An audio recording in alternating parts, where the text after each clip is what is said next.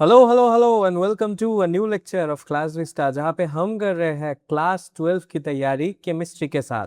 और आज होगा इलेक्ट्रोकेमिस्ट्री यानी चैप्टर नंबर 2 का पहला लेक्चर, लेक्चर नंबर 1। ठीक है। तुम लोग को पता है, अगर तुम लोगों को पता नहीं है फिर भी मैं बता रहा हूँ कि जो क्लास 12 का जो चैप्टर्स है वो एक प्लेलिस्ट में है, तुम लोग देख सकते हो। वीडियो के अंत में अगर तुम लोग एक बार चेक करना चाहो तो तुम लोग देख सकते हो कि हमारे चैनल में एक प्लेलिस्ट होगा जहाँ पे लिखा होगा क्लास 12 केमिस्ट्री बोल के।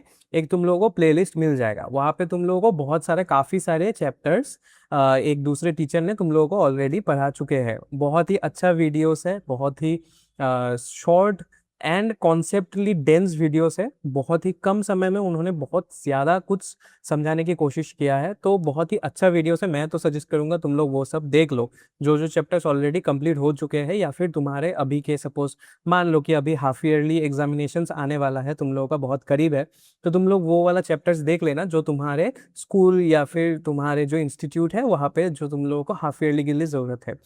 मैंने देखा है और मैंने कमेंट सेक्शन में भी बहुत जगह पे देखा है हमारे वीडियोस में कि जो चैप्टर नंबर 2 है इलेक्ट्रोकेमिस्ट्री, वो उसका डिमांड थोड़ा चल रहा था, इसलिए मैंने इलेक्ट्रोकेमिस्ट्री वाला चैप्टर अभी मैं पढ़ाने वाला हूँ तुम लोगों को। इसके अलावा भी 2-3 चैप्टर ऐसा है जो क्लास 12 के सिलेबस में है लेकिन वहाँ पे उस प्लेलिस्ट में अभी इंक्लूडेड नहीं है। वो हम लोग सीरियली करते जाएंगे, पहले इलेक्ट्रोकेमिस्ट्री करेंगे, फिर शायद डी ब्लॉक वाला चैप्टर नहीं है, एफ ब्लॉक वाला है लेकिन डी ब्लॉक वाला नहीं है। हम लोग फिर उसके बाद एफ ब्लॉक वाला चैप्टर देखेंगे। ठीक है, बायोमोलिक्यूल्स वाला चैप्टर बाकी है, वो भी देखेंगे। ऐसे करके हम लोग पूरा केमिस्ट्री का जो चैप्टर है वो तुम लोगों को उस प्लेलिस्ट में तो मिल ही जाएगा, लेकिन अभी तुम लोगों को अगर इलेक्ट्रोकेमिस्ट्री वाला चैप्टर चाहिए, वेलकम टू दिस वीडियो। बिना किसी देरी के चलो ये वाला वीडियो शुरू करते हैं। तो पहले तो तुम लोगों को ये वीडियो सीरीज के बारे में तो मैंने बता ही दिया है तुम लोगों को। तो तुम लोगों को ऐसा ही करके सब चैप्टर्स जो कि बाकी है वो तो मिल ही जाएगा, बाकी जो चैप्टर्स ऑलरेडी कंप्लीटेड है वो भी तुम लोग प्लेलिस्ट से एक्सेस कर सकते हो, देख सकते हो। ठीक है। अभी इस चैप्टर के बारे में थोड़ा आते हैं। ठीक है। इस चैप्टर का डेफिनेशंस वगैरह सब कुछ मैं उसके बाद ही बोलूंगा, लेकिन पहले एक बात तुम लोगों से छोटी सी बात करनी है, जो कि है मेरे इस चैप्टर का पढ़ाने का तरीका। बहुत सारे टीचर्स, इवन तुम लोगों के स्कूल के टीचर्स जो होते हैं, most of the teachers will follow a specific path, ठीक है, या फिर एक स्पेसिफिक क्रोनोलॉजिकल ऑर्डर जिससे ये चैप्टर तुम लोगों को समझाएंगे। एनसीईआरटी बुक के बारे में भी अगर हम लोग बात करेंगे तो वही क्रोनोलॉजिकल ऑर्डर होता है, जो कि वहाँ पहले हम लोग सेल वगैरह के बारे में जान लेते हैं, कैसे सेल्स वर्क करता है, ये सब कुछ हम लोग जान लेते हैं। फिर हम लोग सेल के भीतर मतलब जो इलेक्ट्रोलाइट्स वगैरह होते हैं उसके ऊपर हम लोग नेक्स्ट में आते हैं। ठीक है। ये जनरली एक वे ऑफ टीचिंग है कि, या फिर वे ऑफ लर्निंग है कि पहले सेल पढ़ेंगे फिर इलेक्ट्रोलाइट्स पढ़ेंगे। ठीक है। सेल देन इलेक्ट्रोलाइट्स, फिर लास्ट में बैटरीज वगैरह, जो जो लास्ट का जो सिर्फ कॉन्सेप्ट वाइज जो कुछ चीज़ें होते हैं जहाँ से उतना ज़्यादा क्वेश्चंस आता नहीं है, आता भी है तो सिर्फ 1-2 मार्क का क्वेश्चंस, थ्योरेटिकल बेस्ड क्वेश्चंस आता है, वो सब हम लोग लास्ट में पढ़ते हैं। My way of teaching is a little different. ठीक है। मैं तुम लोगों को पहले इलेक्ट्रोलाइट्स वाला ये इस वाला पार्ट सबसे पहले खत्म करवाऊंगा। ठीक है। सबसे पहले ये वाला पार्ट खत्म करवाऊंगा, फिर हम लोग सेल के ऊपर जाएंगे, लास्ट में हम लोग फिर से बैटरीज देखेंगे। क्यों क्यों मैं बोल रहा हूँ, क्या वो वाला तरीका जो टीचर्स पढ़ाते हैं, मतलब बाकी टीचर्स पढ़ाते हैं, वो वाला सही है, मेरा गलत है, या फिर मेरा सही है उन लोगों का गलत है, ऐसा कुछ नहीं है। ठीक है। बहुत ही डिसजॉइंटेड टाइप का एक चैप्टर है ये वाला। ठीक है। Electrochemistry is a very very dense subject, या फिर ऐसे मान लो कि इसमें बहुत ज्यादा कॉन्सेप्ट्स है, लेकिन तुम लोगों के पॉइंट ऑफ व्यू से उतना कॉन्सेप्ट्स अभी नहीं चाहिए। अगर तुम हायर स्टडीज करते हो केमिस्ट्री में तब तुम लोगों को पता चलेगा कि कितना इंटरेस्टिंग है और कितना डेप्थ तक तुम लोग ये इसको परस्यू कर सकते हो। लेकिन अभी के लिए हम लोग सिर्फ सरफेस लेवल नॉलेज ही चाहिए हम लोग को 11-12 में। अभी जो सरफेस लेवल नॉलेज है वो भी बहुत डिसजॉइंटेड भी है। ये डिसजॉइंटेडली होने से भी कोई मतलब इतना प्रॉब्लम नहीं है। हम लोग कोई टीचर अगर ये अगर सेल वगैरह अगर पहले पढ़ाते हैं वो भी सही है, जैसे मैं इलेक्ट्रोलाइट्स पढ़ाता हूँ वो भी सही है। तुम लोग अगर डिफरेंट रेफरेंस बुक भी यूज करोगे तो डिफरेंट रेफरेंस बुक में डिफरेंट क्रोनोलॉजिकल ऑर्डर फॉलो किया है। So all is correct, there is nothing wrong in doing so. सिर्फ मैं ये बता रहा हूँ तुम लोगों को, क्योंकि ताकि तुम लोगों को कंफ्यूजन ना हो कि मैं क्यों यहाँ से शुरू कर रहा हूँ, या फिर तुम लोग कहीं अगर सपोज स्कूल में देख रहे हो या फिर दूसरे वीडियोस में देख के आए हो तो तुम लोगों को शायद थोड़ा सा डिसजॉइंटेड फील हो पहले पहले, लेकिन मैं इसीलिए पहले ही तुम लोगों को क्लैरिफाई कर दे रहा हूँ, ठीक है। समझ गए? हम लोग पहले इलेक्ट्रोलाइट्स वाला पार्ट खत्म कर देंगे, फिर सेल, फिर बैटरीज, ठीक है। समझ आ गया? चलो अभी इसी के साथ, ये क्लैरिफिकेशन के साथ हम लोग हमारे चैप्टर की ओर बढ़ते हैं, इलेक्ट्रोकेमिस्ट्री। तभी इलेक्ट्रोकेमिस्ट्री होता क्या है, इलेक्ट्रोकेमिस्ट्री चीज क्या है। इलेक्ट्रोकेमिस्ट्री के बारे में एक डेफिनेशन मैंने यहाँ पे लिखा है, the branch of chemistry which deals with the production of electricity from energy release during chemical reaction. मतलब केमिकल रिएक्शन अगर हो रहा है, तुमने देखा था एक्सोथर्मिक प्रोसेसेस से, तुम लोग तो देखते ही हो कि कुछ कुछ रिएक्शंस ऐसा होता है कि उससे एनर्जी रिलीज होता है। अगर एनर्जी रिलीज हो रहा है और उस एनर्जी को हम लोग यूटिलाइज करके इलेक्ट्रिसिटी बना रहे हैं, ये इलेक्ट्रोकेमिस्ट्री का पार्ट हो गया। और उसके अलावा एक और भी पार्ट है, क्या है कि use of electrical energy to bring about chemical transformation. मतलब अगर मैं इलेक्ट्रिसिटी का यूज कर रहा हूं केमिकल ट्रांसफॉर्मेशन के लिए, मतलब एक केमिकल रिएक्शन करवाने के लिए अगर मैं यूज कर रहा हूं, तो भी ये इलेक्ट्रोकेमिस्ट्री का ही पार्ट हो रहा है।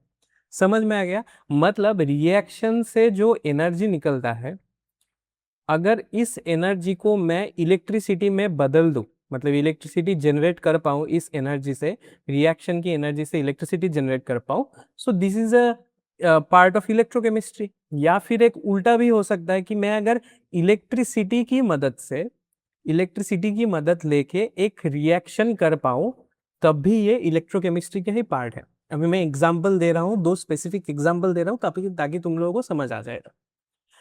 बहुत से तुम लोगों में से बहुत से बच्चों को ये पता है न्यूक्लियर फिजन, न्यूक्लियर फ्यूजन या फिर न्यूक्लियर रिएक्टर के बारे में, ठीक है। ये सब तुम लोगों को थोड़ा थोड़ा हल्का पता होगा। अभी ये न्यूक्लियर फिजन, फ्यूजन, रिएक्टर्स क्या होता है? फिजन में क्या होता है, न्यूक्लियर फिजन में क्या होता है, एक हेवी न्यूक्लियस होता है। फिजन में क्या होता है, एक हेवी न्यूक्लियस होता है। जब वो दो अलग अलग टुकड़ों में टूट जाता है तब कुछ एनर्जी रिलीज होता है।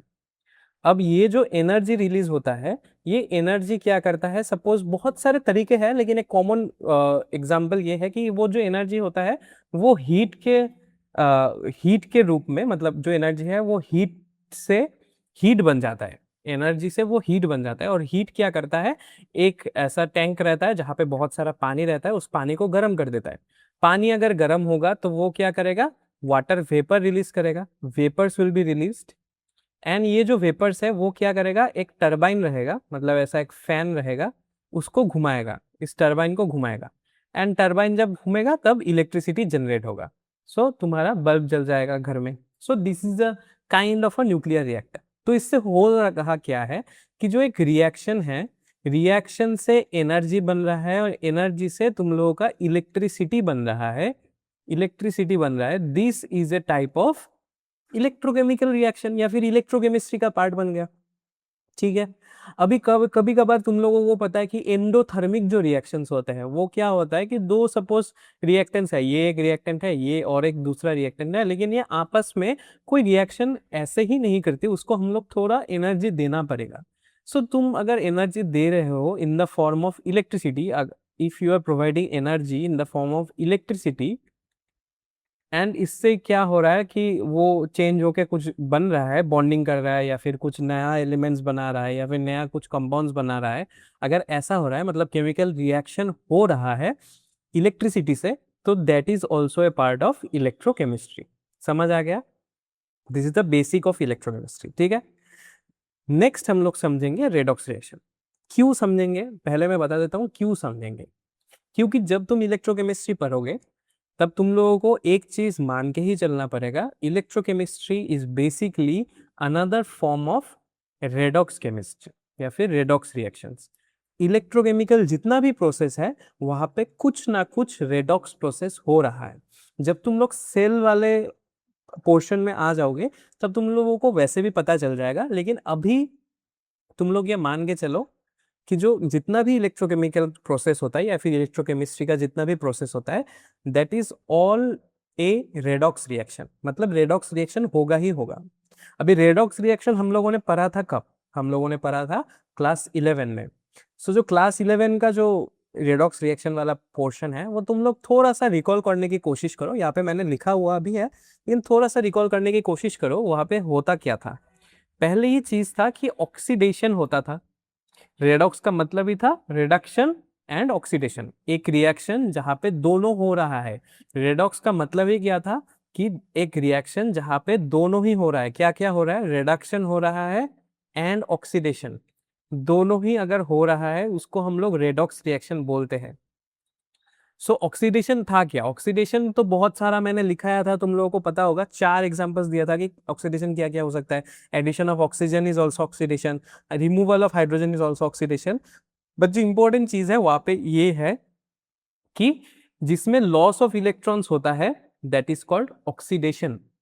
कोई चीज या फिर कोई कंपाउंड या फिर कोई एटम अगर इलेक्ट्रॉन्स लूज कर रहा है, इलेक्ट्रॉन्स लूज कर रहा है मतलब पॉजिटिव बन रहा है, तब उसको हम लोग बोलते हैं कि वो ऑक्सीडेशन कर रहा है। ठीक है, याद होगा तुम लोगों की कि शायद कुछ भी हो, सपोज मान लो कि मेरे पास है हाइड्रोजन, हाइड्रोजन से अगर H पॉजिटिव बन जाता है तब वो क्या होता है? जहां पे उसका ऑक्सीडेशन स्टेट था 0, यहाँ पे हो गया उसका +1। सो यहाँ पे ऑक्सीडेशन हो रहा है। हम लोग को पता है कि 0 से 1 जा रहा है, इंक्रीज हो रहा है, मतलब ऑक्सीडेशन तो हो रहा है। लेकिन एक्चुअली में क्या हो रहा है? जब H से H पॉजिटिव जा रहा है एक इलेक्ट्रॉन लूज हो रहा है। सो उसीलिए हम लोग बोलते हैं कि oxidation is nothing but A loss of electrons. And similarly उसको ऑपोजिट रिडक्शन हम लोग देख सकते हैं कि it involves the gain of electrons. ठीक है, जब कोई एटम या मॉलिक्यूल या कंपाउंड इलेक्ट्रॉन्स गेन कर लेगा तब वो रिडक्शन हो जाएगा। समझे? नेक्स्ट हम लोग देखेंगे ऑक्सीडाइजिंग एजेंट क्या होता है। ऑक्सीडाइजिंग एजेंट कौन सा होता है? Substance which can gain one और मोर इलेक्ट्रॉन्स। वन और मोर इलेक्ट्रॉन्स गेन कर रहा है मतलब रिडक्शन हो रहा है। समझो, चीज को समझने की कोशिश करो। ऑक्सीडेशन मतलब, ऑक्सीडेशन मतलब लॉस ऑफ इलेक्ट्रॉन्स। ठीक है, ऑक्सीडाइजिंग एजेंट मतलब गेन वन और मोर इलेक्ट्रॉन्स। मतलब ऑक्सीडेशन जो प्रोसेस है उसमें इलेक्ट्रॉन्स लूज होता है। जो चीज ऑक्सीडाइज्ड होता है, जो चीज ऑक्सीडाइज्ड हो रहा है, सपोज मान लो यहाँ पे कोई आदमी है जिसका नाम है एबीसी। ये एबीसी अगर ऑक्सीडाइज हो रहा है तो उसको लॉस ऑफ इलेक्ट्रॉन करना पड़ेगा। सपोज मान लो एक इलेक्ट्रॉन लॉस हो गया तो वो क्या बन जाएगा? एबीसी पॉजिटिव चार्ज बन जाएगा। लेकिन अगर मैं कोई चीज अगर दे दूं, कोई चीज अगर दे दूं जो 1 मिनट के लिए, चलो कोई चीज दे दूं से 1 मिनट के लिए मैं अगर सोच लो कि ये जो एबीसी है वो इजीली इलेक्ट्रॉन्स लूज नहीं करना चाहता, दिस इज वेरी स्टेबल, ये इलेक्ट्रॉन्स लूज नहीं करना चाहता, तो अगर मैं कोई एक और चीज दे दूं जिसका नाम है एक्स वाई जेड, अगर मैं एक्स वाई जेड को दे दूं, एक्स वाई जेड क्या करेगा? वो गेन करने की कोशिश करेगा। ऑक्सीडाइजिंग एजेंट गेन्स वन और मोर इलेक्ट्रॉन्स। मान लो वो गेन करने की बहुत कोशिश कर रहा है, एबीसी से बहुत मांगेगा कि मुझे अपने इलेक्ट्रॉन्स दे दो दे दो, तो वो इलेक्ट्रॉन्स दे देगा। तो खुद क्या बन जाएगा? खुद तो नेगेटिव चार्ज बन जाएगा, खुद का तो गेन हो जाएगा। और एबीसी क्या करेगा? क्योंकि वो लॉस हो गया, वो बन जाएगा पॉजिटिव। तो ऑक्सीडाइजिंग एजेंट क्या होता है? वो दूसरों की मदद करता है कि वो ऑक्सीडाइज कर जाए, लेकिन खुद क्या हो जाता है? खुद रिड्यूस हो जाता है, क्योंकि खुद तो गेन ऑफ इलेक्ट्रॉन्स कर दिया। गेन ऑफ इलेक्ट्रॉन्स मतलब रिडक्शन। एंड उसका ही ऑपोजिट है रिड्यूसिंग एजेंट। रिड्यूसिंग एजेंट क्या करता है? दूसरों को हेल्प करता है रिड्यूस करने के लिए, दूसरों की मदद करता है कि तुम रिड्यूस हो जाओ, तुम ले लो। रिडक्शन मतलब गेन ऑफ इलेक्ट्रॉन्स ना, तो तुम मेरे से ले लो, इलेक्ट्रॉन्स ले लो, तुम्हें तो चाहिए है तुम ले लो, लेकिन मैं तो लूज कर रहा हूं। अगर लूज कर रहा हूं तो मैं खुद क्या हो रहा हूं? ऑक्सीडाइज हो रहा हूं। तो रिड्यूसिंग एजेंट मतलब व्हिच कैन लूज वन और मोर इलेक्ट्रॉन्स एंड दस इटसेल्फ गेट ऑक्सीडाइज्ड। समझ आ गया? ये बेसिक्स है। ये वाला पूरा जो आज का लेक्चर होगा ये पूरा ही बेसिक्स लेक्चर होगा। मैं पहले वाले इंट्रोडक्टरी स्लाइड्स में लिख देता हूं कि this lecture is a basic lecture. यहाँ पे हम लोग बहुत ही basic terms and symbols and कुछ कुछ वगैरह वगैरह सीखेंगे ताकि ये चैप्टर को समझ पाए। चैप्टर बहुत ही कॉन्सेप्ट हेवी है, मैंने पहले से ही बोल रहा हूँ कि ये चैप्टर बहुत कॉन्सेप्ट हेवी है। तो इसलिए हम लोग पहले बेसिक्स को क्लियर कर लेंगे कि अगर मैं बोल रहा हूँ कि ऑक्सीडेशन हो रहा है तो तुम लोगों को फटाक से याद आ जाना चाहिए कि ऑक्सीडेशन मतलब लॉस ऑफ इलेक्ट्रॉन्स, रिडक्शन मतलब गेन ऑफ इलेक्ट्रॉन्स, ऑक्सीडाइजिंग मतलब गेन ऑफ वन और मोर इलेक्ट्रॉन्स, रिड्यूसिंग एजेंट मतलब ऑक्साइड लूजिंग वन और मोर इलेक्ट्रॉन्स। ठीक है, याद आ जाना चाहिए। तो समझ गए हो कॉन्सेप्ट। नेक्स्ट टॉपिक की ओर बढ़ेंगे, सम इम्पोर्टेंट टर्म्स। ठीक है, आज के चैप्टर में यही सब है, सिर्फ तुम लोगों को इम्पोर्टेंट टर्म्स वगैरह ही सीखना है। तो सम इम्पोर्टेंट टर्म्स है, मैं पहले एक तुम लोगों को रेडॉक्स रिएक्शन का एग्जांपल दिखा देता हूँ, तो तुम लोगों को थोड़ा सा क्लियर हो जाएगा, जो कि मैं क्लास 11 में भी बहुत बार, जब भी मैं रेडॉक्स चैप्टर पर आता हूँ तो ये एग्जाम्पल लेता हूँ। बहुत कॉमन एग्जाम्पल है, तुम लोगों को बचपन से ये पता होगा। ZN सॉलिड स्टेट में सपोज मान लो CuSO4 है एक्वा स्टेट में, जिंक को तुमने CuSO4 के सॉल्यूशन में डिप किया तो वो कलर चेंज हो जाता है, ZnSO4 बन जाता है एंड कॉपर सेपरेट आउट हो जाता है। ठीक है, सिंपल सा चीज है। ऑक्सीडाइज यहाँ पे दोनों ही चीज हो रहा है। This is example of a redox reaction. कैसे? जिंक फ्री है तो मतलब ऑक्सीडेशन स्टेट है 0, कॉपर SO4 के साथ है। जब तुम लोग कैलकुलेट करोगे रेडॉक्स रिएक्शन से, तुम लोगों को मैं आशा करता हूँ क्लास 11 में तुम लोगों ने रेडॉक्स रिएक्शन से oxidising agent, sorry, oxidation number या ऑक्सीडेशन स्टेट कैसे कैलकुलेट करते हैं पता हो चुका है तुम लोगों को। अगर नहीं पता है तो प्लीज मैं तुम लोगों को रिक्वेस्ट करता हूँ कि वो क्लास 11 वाला रेडॉक्स वाला लेक्चर एक बार देख लो। मैं यहाँ की कहीं पे ऊपर में इधर इस साइड में तुम लोगों को आइकन में तुम लोगों को मैं वो लिंक दे दूंगा, डिस्क्रिप्शन बॉक्स में भी वो लिंक दे दूंगा, क्योंकि reduction, oxidation, at least oxidation state निकालना बहुत जरूरी है, इस चैप्टर में बहुत बार आएगा। So please please please please complete it. ठीक है, सो तुम लोग जब निकालोगे तो Cu का यहाँ पे वैल्यू आ जाता है +2, ऑक्सीडेशन स्टेट का वैल्यू आ जाता है +2। नेक्स्ट ZnSO4 में यहाँ पे आ जाता है +2 एंड Cu बन जाता है 0। ठीक है, सो तुम Zn की तरफ थोड़ा देखो तो देखो कि Zn क्या हो रहा है, 0 से +2 हो रहा है। ऑक्सीडेशन तो हो रहा है, ऑक्सीडेशन मतलब लूज हो रहा है। कितना इलेक्ट्रॉन लूज हो रहा है? 0 से 2 बन गया, तो मतलब 2 इलेक्ट्रॉन लूज कर दिया। और CuSO4 के बारे में अगर सोचो कि वो +2 चार्ज में था, अभी वो 0 हो गया, मतलब इसने तो गेन किया। कितना इलेक्ट्रॉन गेन किया? Gains 2 electron. सो एक ही रिएक्शन में दोनों ही हो रहा है, losing of electrons and gaining of electrons. So this is an example of a redox reaction. This is an example of a redox reaction. समझ में आ गया? This is redox reaction. अभी टर्म्स की ओर जाते हैं, सम इंपॉर्टेंट टर्म्स। ज्यादा पहला ही है कंडक्टर्स। तुम लोगों को ये सब तो पता ही होगा। कंडक्टर्स, इंसुलेटर्स क्या है? कंडक्टर्स मतलब substances which allow the passage of electric current, these are conductors. Insulators क्या होता है? Insulator substance which does not allow the passage of electric current. जो पास करने देता है वो कंडक्टर, जो पास करने नहीं देता वो इंसुलेटर। अभी कंडक्टर्स में भी दो तरीके के कंडक्टर्स होते हैं। ठीक है, मेटेलिक कंडक्टर्स एक होते हैं, एक होता है इलेक्ट्रोलाइटिक कंडक्टर्स। मेटेलिक कंडक्टर्स मतलब मेटल से बना हुआ कुछ conductors, and you know metals are a very good metals become very good conductors. ठीक है, metals are very good at conducting electricity. So metallic conductors का एग्जांपल होता है most of the metals and alloys, जो होता है mixture of metals, alloys. इसके बारे में mixture of metals of a similar composition या फिर स्पेसिफिक कॉम्पोजिशन, उसको हम लोग एलॉयज बोलते हैं। एलॉयज भी मेटेलिक कंडक्टर बन जाता है, अच्छा कंडक्टर्स बन जाता है। उसके अलावा भी कुछ और तरह के कंडक्टर्स रहते हैं, जैसे कि इलेक्ट्रोलाइटिक कंडक्टर्स। इलेक्ट्रोलाइटिक कंडक्टर्स मतलब ये लिक्विड फॉर्म में रहेगा। सिंपल सा बात है, ये लिक्विड फॉर्म में रहेगा। This are aqueous conductors. ठीक है, एक्वस कंडक्टर्स जैसे कि KCl हो गया, NaCl का सॉल्यूशन हो गया, जितना भी एसिड्स है, जितना भी बेसिस है, these are very good conductors. समझ में आ गया? इसके बारे में हम लोग और भी डेप्थ में पढ़ेंगे। अभी सिर्फ ये समझो कि कंडक्टर्स क्या होता है, इंसुलेटर्स क्या होता है, मेटेलिक एंड इलेक्ट्रोलाइटिक कंडक्टर्स क्या होता है, एग्जांपल्स ये सब समझ लो। ठीक है, नेक्स्ट हम लोग जाएंगे इलेक्ट्रोलाइटिक कंडक्टर्स के ऊपर। क्या होता है इलेक्ट्रोलाइटिक कंडक्टर्स, एंड इसको हम लोग शॉर्ट में बोलते हैं इलेक्ट्रोलाइट्स। इस चैप्टर में बहुत बार तुम लोग ये डेफिनेशन पढ़ोगे। डेफिनेशन मतलब ये टर्म को तुम लोग बहुत बार देखोगे, इलेक्ट्रोलाइट्स। तो ये इलेक्ट्रोलाइट्स होता क्या है? सिंपल सा चीज है, substance which allow the electricity to pass through them. ठीक है, लेकिन वो तो कंडक्टर्स का हो गया। यहाँ पर हम लोग स्पेसिफिक तरीके के कंडक्टर के बारे में बात कर रहे हैं, तो इलेक्ट्रोलाइट्स के बारे में बात कर रहे हैं। So this electrolytes let electricity to pass through them through their molten or in aqua state। समझो समझो क्या बोला है मैंने। मान ले तेरे पास KCl है, ठीक है, NaCl है, कॉमन सॉल्ट। अपने घर में NaCl तो होगा ही। एक बीकर में ले ले, ठीक है, NaCl से पूरा पैक कर दे। ठीक है, NaCl सॉलिड NaCl जो तुम लोगों के घर में सॉल्ट है, NaCl से पैक कर दे। यहाँ पे एक अगर मैं दे दूं वायर, यहाँ पे एक वायर दे दूं एंड इसके सपोज यहाँ पे एक बैटरी लगा दूँ एंड यहाँ पे एक, मान ले मैंने बल्ब लगा दिया एंड इसको मैंने स्विच ऑन, मतलब स्विच तो नहीं है, सिर्फ बैटरी से कनेक्ट कर दिया एंड इस वायर को मैंने सिर्फ अपने वो जो सॉल्ट का, जो सॉल्ट मैंने भर के रखा है बीकर में, उसमें सिर्फ डिप कर दिया, तो यहाँ पे दिखेगा कि ये जो बत्ती है ये ऑफ ही रहेगा।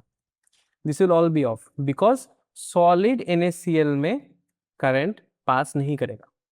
लेकिन मान ले तूने NaCl का एक सोल्यूशन बना दिया, you have made a NaCl solution, ठीक है, you have made NaCl solution. Same apparatus दे दे, यहाँ पे एक बैटरी फिट कर दे, यहाँ पे एक बल्ब है एंड दो रॉड को मैंने डिप कर दिया, तो दिखाई देगा कि ये जो बल्ब है ये जल रहा है। This is on state. कहाँ पे? जब वो एक्वस NaCl है, ठीक है। मोल्टेन NaCl को अगर तुम लोग मेल्ट कर दोगे, उसमें भी सेम फेनोमेनन तुम लोग देख सकते हो कि इलेक्ट्रिसिटी पास हो रहा है। सो इलेक्ट्रोलाइट्स आर नथिंग बट दो substances whose molten and aqueous state lets electricity to pass through them, ठीक है। These are called electrolytes, ठीक है। अभी बेस्ड ऑन डिसोसिएशन इलेक्ट्रोलाइट्स भी दो तरीके के होते हैं बेस्ड ऑन डिसोसिएशन। एक तो होता है हम लोगों का स्ट्रॉन्ग इलेक्ट्रोलाइट्स, ठीक है। और मैं आशा करता हूं तुम लोगों को डिसोसिएशन के बारे में एटलीस्ट पता चल गया होगा, क्योंकि तुम लोग, मैं ये इतना मान के चल रहा हूँ कि तुम लोगों ने सॉल्यूशन वाला चैप्टर पढ़ के आए हो। अगर फिर भी नहीं पढ़ा है तो देख लेना बाद में, ठीक है। एक बार सॉल्यूशन वाला भी चैप्टर देख लेना। अगर सपोज मान लो कि दिमाग से निकल गया है तो डिसोसिएशन क्या होता है एक बार देख लेना। लेकिन मैं बोल ही देता हूँ तुम लोगों को डिसोसिएशन होता क्या है, अच्छे से इन डेप्थ में पढ़ लेना, सॉल्यूशन चैप्टर में है। लेकिन मैं अभी के लिए सिर्फ तुम लोगों को ये बता रहा हूँ, डिसोसिएशन इज नथिंग बट कितना टूटता है। डिसोसिएशन इज नथिंग बट कितना टूटता है। हम लोगों को पता है जो NaCl है ये Na positive and Cl negative में टूटता है। सो डिसोसिएशन क्या बोलता है, या फिर एक्सटेंट ऑफ डिसोसिएशन क्या बोलता है कि कितना टूटता है। अगर बहुत ज्यादा डिसोसिएशन हो गया तब हम लोग बोलेंगे कि ये क्या है, स्ट्रॉन्ग इलेक्ट्रोलाइट्स है। कंप्लीटली डिसोसिएशन अगर हो गया, स्ट्रॉन्ग इलेक्ट्रोलाइट्स है। ऑलमोस्ट कंप्लीटली हो गया तो भी स्ट्रॉन्ग इलेक्ट्रोलाइट्स है। मतलब जितना ज्यादा टूटेगा, सपोज NaCl है वो Na पॉजिटिव Cl नेगेटिव में टूट गया, KCl है वो K पॉजिटिव Cl नेगेटिव में टूट गया, जितना ज्यादा टूटेगा उतना ही वो स्ट्रॉन्ग इलेक्ट्रोलाइट बन जाएगा, ठीक है। स्ट्रॉन्ग इलेक्ट्रोलाइट्स में याद रखना जो डिसोसिएशन कांस्टेंट है या फिर degree of dissociation, that will be almost equal to 1, ठीक है। एग्जाम्पल मैं दे देता हूँ, जैसे कि KCl NaCl, इस दोनों के बारे में तो बोला ही है। HCl हाइड्रोक्लोरिक एसिड, फिर NaOH, ठीक है, NH4 NO3, these are all examples of strong electrolytes. And weak electrolytes कौन सा है? जो उतना ज्यादा डिसोसिएट नहीं करता, जो उतना ज्यादा डिसोसिएट नहीं करता, those are weak electrolytes, those are weak electrolytes. यहाँ पे अल्फा का वैल्यू ऑलवेज लेस देन 1 होता है, ठीक है। वीक इलेक्ट्रोलाइट्स में अल्फा का वैल्यू या फिर degree of dissociation is always less than 1। Example क्या है? एसिडिक एसिड है CH3COOH, फिर ZnCl2 है, HCN है, फिर HCN है, HgCl है।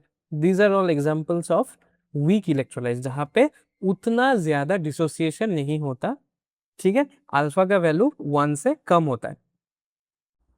इसके अलावा हम लोग और एक डेफिनेशन देखेंगे, वो है नॉन इलेक्ट्रोलाइट्स का। और तुम लोग डेफिनेशन, मतलब नाम से ही तुम लोगों को पता चल गया कि दो, दीज आर नॉट इलेक्ट्रोलाइट्स, ठीक है। They do not conduct electricity, they do not conduct electricity in their molten or in aqueous state, neither in their molten or in aqueous state are called non electrolytes। Example क्या है? Examples याद रखना, sugar, glucose, ethyl alcohol, urea, these are all examples of non electrolytes. अभी क्यों होता है, last में मैं तुम लोगों को समझाऊंगा क्यों होता है इलेक्ट्रोलाइट्स जो कंडक्ट कर सकता है। सपोज मान लो कि हम लोगों का नमक, सॉल्ट जो है वो इलेक्ट्रिसिटी कंडक्ट कर सकता है लेकिन शुगर नहीं कर सकता। क्यों? क्योंकि डिसोसिएशन हो रहा है। तुम लोगों को पता ही है डिसोसिएशन हो रहा है, उसके ऊपर ही हम लोगों ने दो डिवाइड भी किया है, स्ट्रॉन्ग एंड वीक इलेक्ट्रोलाइट्स को, ठीक है। लेकिन जब मान लो शुगर के बारे में हम लोग बात करेंगे, जब sugar C6H12O6, this do not, sorry, glucose C6H12O6, they do not dissociate. जब वाटर में देंगे हम लोग, वो डिसोसिएट नहीं होगा, वो टूटेगा नहीं, वो कुछ आयोन्स प्रोड्यूस नहीं करेगा। इसलिए हम लोग इसको नॉन इलेक्ट्रोलाइज बोलते हैं, इसलिए ये कंडक्ट नहीं कर पाता है इलेक्ट्रिसिटी। शुगर के बारे में भी सेम है, C11H22O11, this also does not dissociated in water. ठीक है, अगर ये डिसोसिएट नहीं कर पा रहा है, अगर ये आयंस बना ही नहीं पा रहा है, तो वो ऑब्वियसली इलेक्ट्रिसिटी को कंडक्ट नहीं कर पाएगा, इसीलिए उसको हम लोग नाम दे देते हैं नॉन इलेक्ट्रोलाइट्स। समझ गए? नेक्स्ट हम लोगों का है फैक्टर्स अफेक्टिंग इलेक्ट्रिकल कंडक्टिविटी। अभी क्या क्या फैक्टर्स है? एक तो हो गया नेचर ऑफ इलेक्ट्रोलाइट, कि कैसा इलेक्ट्रोलाइट है उसके ऊपर, अगर स्ट्रॉन्ग है तो इलेक्ट्रिकल कंडक्टिविटी ज्यादा होगा क्योंकि वो ज्यादा डिसोसिएट हो रहा है, अगर वीक है तो नहीं होगा ऐसा। नेक्स्ट होगा nature of solvent and it's viscosity. ठीक है, पानी में अगर डिजोल्व हो रहा है तो अलग सा कुछ होगा कंडक्टिविटी, पानी में नहीं हो रहा है तो कुछ और होगा। सपोज बेंजीन में हो रहा है या फिर अल्कोहल में हो रहा है तो उसका कंडक्टिविटी थोड़ा अलग हो जाएगा। कितने साइज का आयंस है, जितना छोटा आयंस होगा उतना ही ज्यादा वो चार्ज को इजीली कैरी कर पाएगा। So this also depends. Next concentration of electrolytic solution, जो कॉन्सेंट्रेशन है, कितना नंबर ऑफ आयंस प्रोड्यूस हो रहा है। अगर मैंने मान लो कि एक सोल्यूशन ले लिया जहाँ पे बहुत ही कम नमक है तो उसमें इलेक्ट्रिसिटी भी बहुत ही कम पास होगा क्योंकि आयंस ही कम बनेगा। और अगर मैंने एक सोल्यूशन ले लिया जहाँ पे बहुत ज्यादा नमक है तो ज्यादा आयंस बनेगा, सो इलेक्ट्रिसिटी भी इजीली कंडक्ट हो जाएगा। एंड 5 इज टेम्परेचर, टेम्परेचर के ऊपर भी डिपेंड करेगा कंडक्टिविटी। ठीक है, नेक्स्ट हम लोग जाएंगे इलेक्ट्रोलाइटिक कंडक्टेंस के ऊपर, ये इलेक्ट्रोलाइटिक कंडक्शन के ऊपर। अभी इलेक्ट्रोलाइटिक कंडक्शन क्या है? इलेक्ट्रोलाइट्स के बारे में तो हम लोगों ने पढ़ ही लिया है कि इलेक्ट्रोलाइट्स क्या होता है। इलेक्ट्रोलाइट्स अभी हम लोगों ने कंप्लीट कर लिया। अभी इलेक्ट्रोलाइटिक कंडक्शन मतलब डेफिनेशन से हम लोग समझेंगे, the power of the electrolytes to conduct electricity is termed as conductance और कंडक्टिविटी। ठीक है, समझो इलेक्ट्रोलाइटिक कंडक्शन या कंडक्टिविटी या कंडक्टेंस का मतलब क्या है। इलेक्ट्रोलाइट जो होता है वो कितनी आसानी से या कितने पैमाने पर वो इलेक्ट्रिसिटी को या फिर इलेक्ट्रिक करंट को कंडक्ट कर पा रहा है, कितनी ईज से या कितने क्षमता पे वो कर पा रहा है, उसको ही हम लोग कंडक्टेंस या कंडक्टिविटी बोलते हैं। समझे? सपोज मान लो मेरे पास एक इलेक्ट्रोलाइट है, वो मैंने सेम वोल्टेज अप्लाई किया है, सेम एपरेटस ले लिया, लेकिन वो उतना अच्छे से करंट नहीं पास कर पा रहा है। और मेरे पास और एक इलेक्ट्रोलाइटिक सोल्यूशन है जिसमें वो अच्छे से करंट को पास कर पा रहा है। सो उससे हम लोगों को पता चल गया कि एक का कंडक्टेंस या कंडक्टिविटी कम है, दूसरे का कंडक्टेंस या कंडक्टिविटी ज्यादा है। ठीक है, अभी भी याद रखना एक चीज, जो इलेक्ट्रोलाइट्स होता है, electrolytes they all follow Ohm's law. अभी ओम्स लॉ तुम लोगों ने क्लास 9 या 10 में तुम लोगों ने पढ़ा होगा, और अभी तो तुम लोगों का फिजिक्स में भी तुम लोग पढ़ोगे बहुत बार, कि that is nothing but current is proportional to voltage, और you can say that voltage is equal to current into resistance. ठीक है, वेयर तुम लोग लिख सकते हो V is equal to potential difference, या फिर हम लोग बोलते हैं वोल्टेज, I इज करंट, ठीक है, एंड R इज रेजिस्टेंस। ठीक है, सो इसको हम लोग बॉक्स में रख देंगे क्योंकि ये रूल्स फॉलो कर रहा है। ओम्स लॉ ये फॉलो करता है। कौन फॉलो करता है? इलेक्ट्रोलाइट जितना भी होता है वो फॉलो करता है, वीक हो चाहे स्ट्रांग हो, लेकिन ये फॉलो जरूर होता है। अभी हम लोग और भी कुछ टर्म्स देखेंगे। रेजिस्टेंस, अभी रेजिस्टेंस क्या है तुम लोगों को पता ही होगा। रेजिस्टेंस इज नथिंग बट जो जो ऑब्स्ट्रक्शन होता है, ठीक है, ऑब्स्ट्रक्शन होता है फ्लो ऑफ करंट में, उसको ही हम लोग रेजिस्टेंस बोलते हैं। ठीक है, जो करंट को रोकता है, जो करंट को रोकता है जाने के लिए, उसको ही हम लोग रेजिस्टेंस बोलते हैं। छोटे के टाइम में तुम लोगों ने बहुत बार ये पढ़ा होगा कि रेजिस्टेंस जो है वो वोल्टेज के ऊपर डिपेंड करेगा, ये वोल्टेज के ऊपर डायरेक्टली प्रोपोर्शनल होगा या करंट वोल्टेज के ऊपर डायरेक्टली प्रोपोर्शनल होगा। इसका एक जो वाटर के पाइप का एनालॉजी है वो बहुत ही तुम लोग समझ सकते हो इजीली, कि अगर तुम लोग मान लो कि एक पाइप है, दिस इज एक एनालॉजी है, ऐसा ही इलेक्ट्रिसिटी फ्लो नहीं होता या ऐसा ही करंट फ्लो नहीं होता, मैं सिर्फ एनालॉजी दे रहा हूँ। एंड इस पाइप से सपोज पानी जा रहा है, पानी को तुम लोग मान लो वो करंट है, ठीक है, एंड ये पाइप जो है वो स्ट्रेट है, एंड जो पानी जा रहा है क्यों जा रहा है? क्योंकि मैंने यहाँ से वो पुश कर रहा हूँ। So voltage is nothing but जो पुश दे रहा हूँ, और कौन जा रहा है? पानी जा रहा है, मतलब करंट जा रहा है। ठीक है, एंड यहाँ पे कोई रेजिस्टेंस उतना ज्यादा नहीं है। अभी मान लो कि मैंने इस पाइप को यहाँ से पिंच कर दिया, यहाँ से एक जगह पे मैंने पिंच कर दिया, ठीक है, एक जगह पे ऐसे करके उसको दबा दिया, तब क्या होगा, पानी क्या करेगा, मतलब जो करंट होगा वो इस जगह से जाने के लिए बहुत ज्यादा प्रेशर क्रिएट करना पड़ेगा, मतलब वी को ज्यादा प्रेशर क्रिएट करना पड़ेगा। अगर वी ज्यादा नहीं होगा तो पानी यहाँ पे ही अटक जाएगा, अगर वी ज्यादा देंगे तो पानी इससे इसको तोड़ के या फिर मतलब उसके अंदर से ही जाने की कोशिश करेगा, प्रेशर ज्यादा लगेगा लेकिन वो करंट फ्लो हो जाएगा। So that is nothing but Ohm's law के बारे में ही मैंने बोला। सो ये जो आर है, जो रेजिस्टेंस है, this is nothing but obstruction.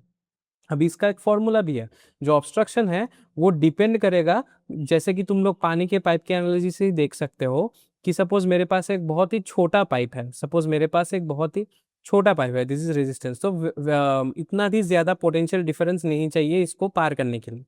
लेकिन अगर मेरे पास बहुत लंबा पाइप है तो उसके ऊपर डिपेंड करेगा, तो रेजिस्टेंस इसको पार करने के लिए वोल्टेज भी ज्यादा अप्लाई करना पड़ेगा, मतलब इसको पार करने के लिए। So resistance is proportional to L, ठीक है। और एक चीज, जितना ज्यादा लेंथ बढ़ेगा उतना रेजिस्टेंस बढ़ रहा है। और एक चीज, अगर मेरे पास बहुत ज्यादा एरिया हो गया, suppose this is my area and इससे मैं आसानी से पानी को पास कर सकता हूँ, लेकिन अगर मेरा एरिया बहुत छोटा हो गया, सपोज मैंने एक तरीके से इतना ही पतला बना दिया, सो मेरा इस पानी को पास करने के लिए बहुत ज्यादा टाइम लगेगा, बहुत ज्यादा वोल्टेज मतलब बहुत ज्यादा धक्का लगेगा। सो इट इज, जितना एरिया कम होता जाएगा उतना ही रेजिस्टेंस बढ़ता जाएगा। So R is inversely proportional to area. So we can say that R is proportional to L by A. यानी इस प्रोपोर्शनलिटी के सिंबल को उठाने के लिए R is equal to rho L by A. This is nothing but rho. This is called rho. ठीक है, and इसको हम लोग बॉक्स के अंदर रख देंगे। R is equal to rho L by A, ठीक है। अभी रो क्या होता है, रो क्या होता है, where, यहाँ पे मैं लिख रहा हूँ where rho is equal to specific resistance या रेजिस्टिविटी बोलते हैं, रेजिस्टिविटी बोलते हैं, इसके बारे में भी हम लोग पढ़ेंगे। This is called nothing but specific resistance और रेजिस्टिविटी, स्पेसिफिक रेजिस्टेंस, ठीक है। इसका यूनिट्स हम लोगों को पता होना चाहिए, यूनिट इज ओम या फिर सिंबल ओम से भी हम लोग डिनोट करते हैं। नेक्स्ट रेजिस्टिविटी, अभी हम लोगों ने पढ़ा resistivity is nothing but rho. Rho क्या होता है, resistivity is defined as resistance of a conductor of 1 centimetre, मतलब एक स्पेसिफिक चीज का रेजिस्टेंस हम लोगों को रेजिस्टिविटी देता है, इसीलिए इसका नाम भी है क्या, स्पेसिफिक रेजिस्टेंस। देख सकते हो मैंने लिखा है क्या नाम, स्पेसिफिक रेजिस्टेंस, मतलब एक स्पेसिफिक चीज का रेजिस्टेंस को ही हम लोग रेजिस्टिविटी बोलते हैं। तो वो स्पेसिफिक चीज क्या है, resistance of a conductor of 1 centimetre length, length कितना होगा 1 centimetre, area of cross section कितना होगा 1 सेंटीमीटर क्यूब, उसको ही हम लोग रेजिस्टिविटी बोलते हैं, ठीक है। समझ आ गया, या फिर तुम लोग इस फॉर्मूला से ही तुम लोग रो का भी वैल्यू निकाल सकते हो कि मुझे पता है, we know R is equal to rho L by A, तो रो का वैल्यू कितना हो जाएगा, rho is equal to R A by L, ठीक है। So this is also another formula जो तुम रख सकते हो, ठीक है। अभी इसका यूनिट क्या होता है, इसका यूनिट होता है ओम मीटर, ओम मीटर, ऐसा यूनिट में बोल रहा हूँ, ओम मीटर, ठीक है। नेक्स्ट हम लोग देखेंगे कंडक्टेंस। कंडक्टेंस क्या होता है, कितनी इजी से वो कंडक्ट कर पाता है, उसको हम लोग कंडक्टेंस बोलते हैं, थोड़ी देर पहले मैं तुम लोगों को समझा चुका हूँ। तो कंडक्टेंस क्या होता है, the ease with which current flows through a conductor is called conductance. इसको कैसे एक्सप्रेस करता है, जी से एक्सप्रेस करता है, ठीक है। It is the reciprocal of resistance, reciprocal of resistance मतलब G is equal to 1 by R. इसको हम लोग और भी तोड़ सकते हैं, आर का वैल्यू कितना होता है, आर का वैल्यू कितना है, रो एल बाई ए, ठीक है। सो ये ए ऊपर चला जाएगा, सो क्या बन जाएगा, ए रो एल। सो हम लोग जी का दो वैल्यूज निकाल सकते हैं, एक तो क्या G is equal to 1 by R, और एक वैल्यू निकाल सकते हैं, इसका ही मतलब जी होता है ना, तो यहाँ पे भी तुम लोग लिख सकते हो कि G is equal to A rho by L, ठीक है। एंड जी होता है आर का उल्टा, आर का यूनिट क्या होता है ओम, जी का यूनिट क्या हो जाएगा ओम का उल्टा यानी mho, M H O, M H O, और इसको हम लोग और भी नाम देते हैं ओम इनवर्स, ठीक है। और एक भी नाम है उसका, उसका नाम है सीमेंस, ठीक है, और उसका नाम है सीमेंस। सो मो का होता है मो, ओम इनवर्स का हो जाएगा ओम इनवर्स, एंड सीमेंस होता है एस से। सो कंडक्टेंस का यूनिट्स होगा ये तीन। अगर ये तीनों में से कोई भी एग्जाम के शीट में मतलब एग्जाम पेपर में तुम लोगों को दिख जाए, एकदम से फटाक से तुम लोगों को समझ जाना चाहिए कि वो कंडक्टेंस के बारे में ही बोल रहा होगा, ठीक है। नेक्स्ट हम लोग देखेंगे कंडक्टिविटी। कंडक्टिविटी क्या है? It is the inverse of resistivity. Resistivity क्या था? रो था। रो का इनवर्स होता है कंडक्टिविटी और स्पेसिफिक कंडक्टेंस। इसको हम लोग डिनोट करते हैं कप्पा से। कप्पा के की तरह ही दिखता है, दिस इज कॉल्ड कप्पा, ठीक है। कप्पा इज इक्वल टू 1/रो। कप्पा इज इक्वल टू 1/रो। इसको तुम लोग भी फॉर्मूला में बॉक्स के अंदर रख सकते हो। इसका यूनिट क्या होगा? रो का यूनिट था ओम मीटर, इसका यूनिट क्या हो जाएगा? Ohm inverse metre inverse. Ohm inverse metre inverse. और तुम लोग लिख सकते हो ओम इनवर्स का हम लोगों को पता है सीमेन होता है, तो सीमेन मीटर इनवर्स भी तुम लोग लिख सकते हो। Both are correct, both are the SI units, ठीक है। मतलब तुम दोनों ही यूज कर सकते हो, कोई प्रॉब्लम नहीं है। और अगर एग्जाम में आ भी जाए तो तुम लोगों को डायरेक्टली समझ में आ जाना चाहिए कि ये कंडक्टिविटी के बारे में बोल रहा है, कोई सा भी हो, ठीक है। चलो अभी नेक्स्ट क्या है? नेक्स्ट हम लोग डेफिनेशन देखेंगे मोलर कंडक्टिविटी का। कंडक्टिविटी मतलब इनवर्स ऑफ रेजिस्टिविटी। अभी ये जो इनवर्स ऑफ रेजिस्टिविटी हो गया, इसका अगर मैं 1 मोल ऑफ इलेक्ट्रोलाइट के बारे में बोलूं, 1 मोल ऑफ इलेक्ट्रोलाइट के बारे में, that is called molar conductivity. Definition से ही तुम लोगों को पता चल जाएगा the conducting power of all the ions bye dissolving, produce by dissolving 1 mole of an electrolyte. मान लो मैंने 1 मोल ऑफ एन इलेक्ट्रोलाइट को डिसॉल्व कर लिया एक बीकर में, अभी बहुत सारा आयंस क्रिएट हो गया। डिपेंड करता है कौन सा मैं इलेक्ट्रोलाइट ले रहा हूँ, और सपोज 1 मोल ही है तो कौन सा मैं इलेक्ट्रोलाइट ले रहा हूँ तो उसके ऊपर डिपेंड कर रहा है। अभी वो जो जितना भी आयंस प्रोड्यूस हुआ उसका जो कंडक्टिंग पावर्स होगा सबका मिला के that is called molar conductivity, ठीक है। 1 मोल ऑफ एन इलेक्ट्रोलाइट का इसका जो डेनोट होता है, ये डेनोट होता है लैम्डा एम से। दिस इज लैम्डा एम, तुम लोगों ने ये लैम्डा भी देखा होगा, दिस इज कैपिटल लैम्डा, ठीक है। Capital lambda, this symbol triangle की तरह, this is called capital lambda या फिर लैम्डा एम हम लोग बोलते हैं, सफिक्स में एम है, इज इक्वल टू कप्पा, जो यहां से तुम लोगों को मिल जाएगा कंडक्टिविटी से, kappa into 1000 divided by C. अभी सी क्या है? C is molarity, where C is equal to molarity, क्योंकि मैं 1 मोल के बारे में बात कर रहा हूं तो सी इज मोलरिटी, ठीक है। सो ये भी मेरा एक फॉर्मूला बन गया। इसका भी एक अलग सा यूनिट होगा। यूनिट क्या हो गया? इसका यूनिट होगा siemens centimetre square mole inverse, ठीक है। और जो ऐसा यूनिट है वो है siemens metre square mole inverse. Even though तुम लोगों को अगर न्यूमेरिकल प्रॉब्लम्स आता है तो इससे मतलब ये वाला यूनिट ज्यादा तुम लोगों को कॉमन नजर आएगा, लेकिन दिस इज द ऐसा यूनिट, ठीक है, सीमेन मीटर स्क्वायर पर मोल, ठीक है। अभी एक चीज तुम लोगों को और एक चीज याद रखना है, नोट की तरह तुम लोग लिख सकते हो, नोट में लिख सकते हो एक चीज कि जो मैं रेजिस्टिविटी के फॉर्मूला में, सॉरी रेजिस्टेंस के फॉर्मूला में एक बात मैंने बोला था कि R is equal to rho L by A. ये जो एल बाई है ना, एल बाई ए है ना, this L by A, the value of L by A, L by A is called cell constant. ये हर इलेक्ट्रोलाइट के लिए अलग अलग होता है, इसलिए this is called cell constant. And value of L by A is expressed as and is expressed in, इसका यूनिट क्या होगा? Centimetre inverse. सो ये दो चीज याद रखना। अगर सेल कांस्टेंट दिया हुआ है तो डायरेक्टली तुम लोगों को एल बाई ए का वैल्यू दिया हुआ है, घबराना नहीं है। अगर क्वेश्चन में डायरेक्टली एल बाई ए बोला है, मतलब एल का वैल्यू अलग से दिया है, लेंथ अलग से दिया है, एरिया अलग से दिया है, तो ठीक है, तुम लोग एल और ए का वैल्यू पुट कर सकते हो।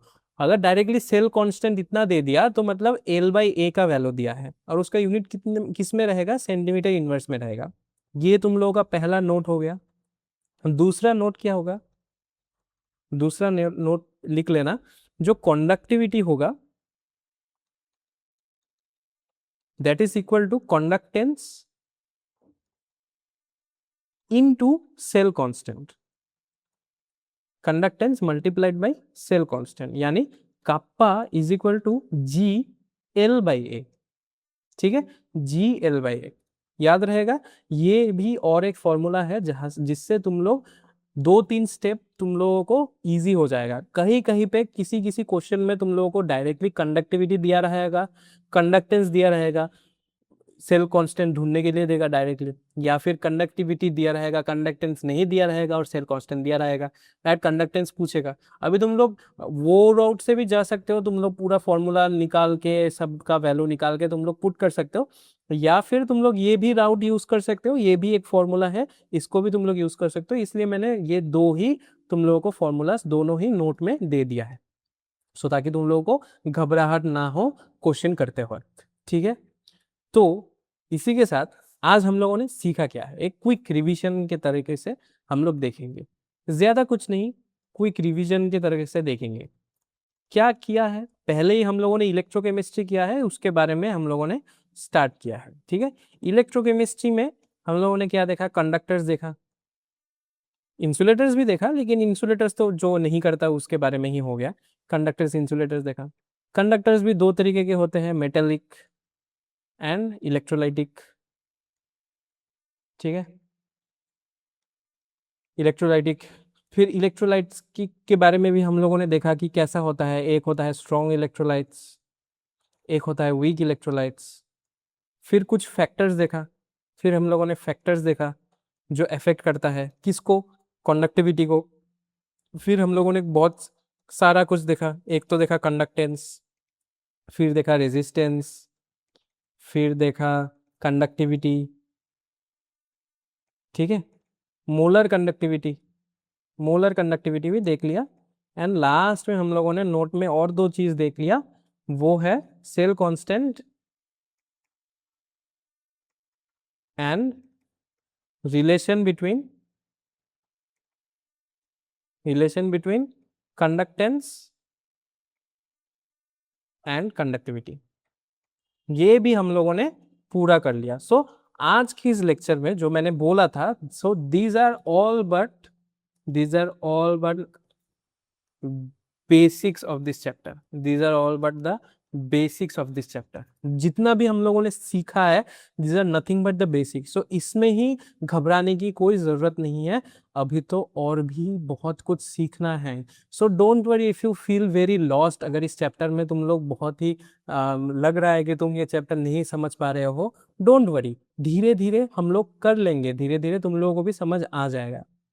सिर्फ तुम लोगों का ये काम है, जो बेसिक कुछ टर्म्स होता है ना, कंडक्टर किसको बोलते हैं, स्ट्रॉन्ग इलेक्ट्रोलाइट कौन है, वीक इलेक्ट्रोलाइट कौन है, कंडक्टेंस क्या है, रेजिस्टिविटी क्या है, रेजिस्टेंस क्या है, ये सब हम लोगों को अच्छे से आना चाहिए। रेजिस्टेंस के साथ हम लोगों ने और भी सीखा है ना, रेजिस्टिविटी भी सीखा है।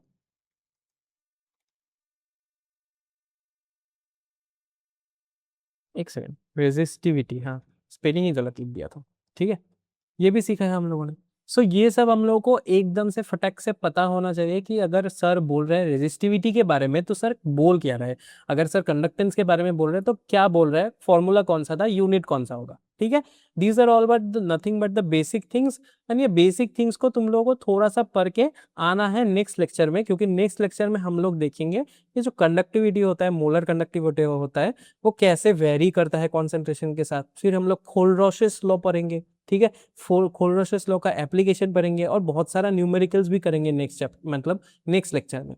फिर वो खत्म हो जाने के बाद जो पहला दो लेक्चर होगा, that is entirely on electrolytes, फिर हम लोग सेल की तरफ जाएंगे, उसमें भी और 2-3 लेक्चर लगेगा। फिर हम लोग बैटरीज की तरफ जाएंगे, उसमें 1-2 लेक्चर्स में खत्म हो जाएगा। सो इतना चिंता करने की जरूरत नहीं है, 5-6 लेक्चर्स होगा मैक्सिमम, एंड उसमें पूरा का पूरा चैप्टर तुम लोगों को समझ आ जाएगा। बस मैं जितना बोल रहा हूँ उतना तक कंप्लीट करते जाओ, हर हफ्ते तुम लोगों को एक एक लेक्चर्स मिल जाएगा, देखते जाओ तो इजी हो जाएगा, ठीक है। और इसी के साथ ये लेक्चर मैं कर देता हूँ तुम लोगों के लिए खत्म। So thank you all for joining. अगर वीडियो अच्छा लगा हो तो लाइक कर देना, शेयर कर देना, एंड सब्सक्राइब कर देना चैनल में अगर अभी तक किया नहीं हो, ताकि तुम लोगों को सबसे पहले पता चल जाए जब ये वीडियोस लॉन्च हो जाएंगे, मतलब ये वाला वीडियो, फिर लेक्चर नंबर 2, ऐसे करके जो क्लास 12 का सिलेबस हम लोग कंप्लीट करेंगे, सबसे पहले तुम लोगों को पता चल जाए। और प्लीज़ प्लीज़ प्लीज़ मैं बोल रहा हूँ कि एक अच्छा सा कमेंट कर देना अगर समझ आ गया हो, अगर नहीं भी समझ आ गया वो भी तुम लोग बता देना कि ये समझ नहीं आ रहा है, या इस जगह पे मैंने तुम लोगों को अच्छे से समझा नहीं पाया, ताकि मैं भी इम्प्रूव कर पाऊँ तुम्हारे साथ साथ, ठीक है। और एक तुम लोगों से रिक्वेस्ट है, वो जो हाइप वाला बटन है, ठीक है, एक हाइप वाला बटन होगा ऐसा स्टार का सिंबल के साथ, वो हाइप वाला बटन कर दबा के हम लोगों को थोड़ा हाइप कर देना, ताकि मैं हम लोग और भी ऐसे ही स्टूडेंट्स के पास पहुंच पाए जो कि अभी थोड़ा सा डिफिकल्टी फेस कर रहे हैं क्लास 12 में आके केमिस्ट्री को लेके। ठीक है, मैं मिलता हूँ तुम लोगों से नेक्स्ट लेक्चर में।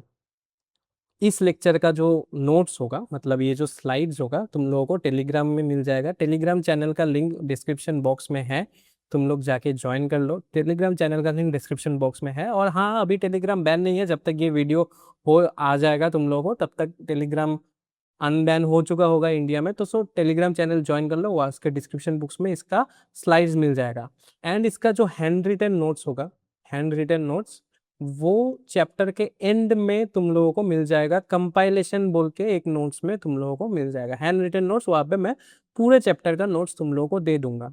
ठीक है, इंस्टेड ऑफ गिविंग आधा अधूरा, सिर्फ स्लाइड से तुम लोग कंप्लीट कर लो, फिर हैंड रिटन नोट्स तुम लोगों को मिल जाएगा उसी टेलीग्राम चैनल में। लेकिन उसके पहले वीडियोस देख लो, वरना चैप्टर तो समझ में नहीं आएगा, नोट्स और भी समझ में नहीं आएगा, और एग्जाम में फिर से अच्छा मार्क्स नहीं आएगा। So don't do that. अच्छे से पढ़ो, अच्छे से मन लगा के पढ़ाई करो, जितना बेसिक्स दिया है उतना पहले कंप्लीट करके आओ। मैं मिलता हूँ तुम लोगों से नेक्स्ट वीक में लेक्चर नंबर 2 लेके। तब तक के लिए बाय बाय।